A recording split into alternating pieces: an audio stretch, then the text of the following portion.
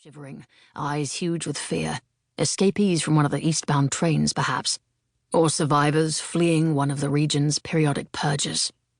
The dark-haired woman found them, comforted them, told them they were safe.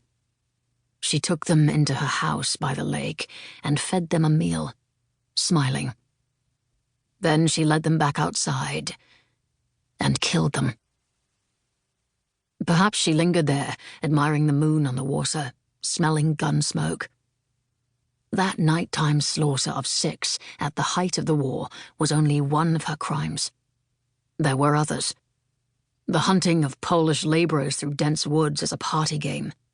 The murder, near the war's end, of a young English prisoner of war escaped from his stalag. Who knows what other crimes lie on her conscience? They called her Die Jägerin, the Huntress.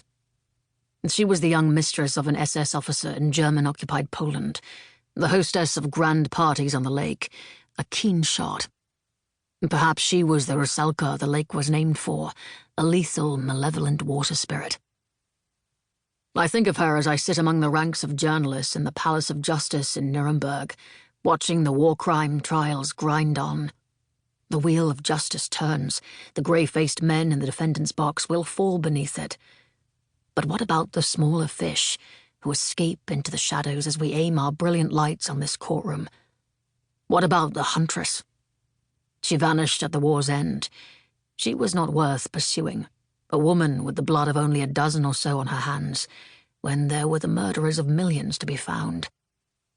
There were many like her, small fish, not worth catching. Where will they go? Where did she go? And will anyone take up the hunt? Part 1. Chapter 1. Jordan.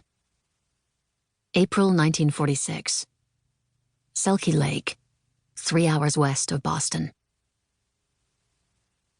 Who is she, Dad? Jordan McBride had timed the question perfectly. Her father jerked in surprise mid-cast, sending his fishing line flying not into the lake, but into the branch of the overhanging maple. Jordan's camera went click as his face settled into comic dismay. She laughed as her father said 3 or 4 words he then told her to forget. "Yes, sir." She'd heard all his curse words before, of course. You did, when you were the only daughter of a widowed father who took you fishing on fine spring weekends instead of the son he didn't have. Jordan's father rose from the end of the little dock and tugged his fishing line free.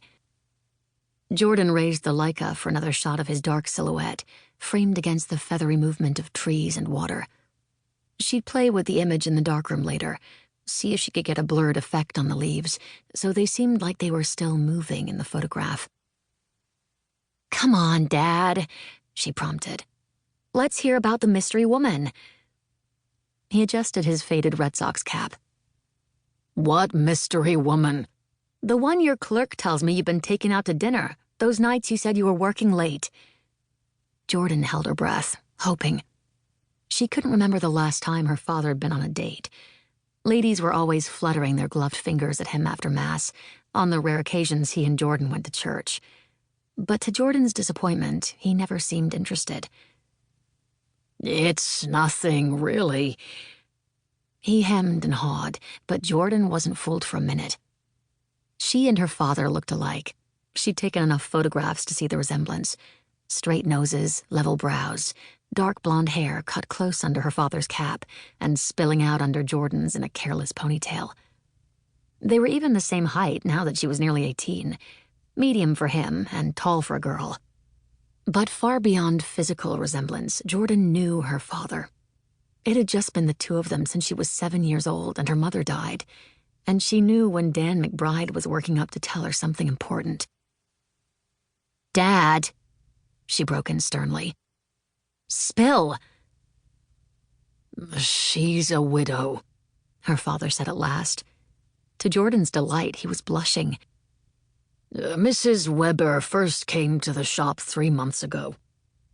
During the week, her father stood 3-piece suited and knowledgeable behind the counter of McBride's Antiques off Newbury Street. She'd just come to Boston.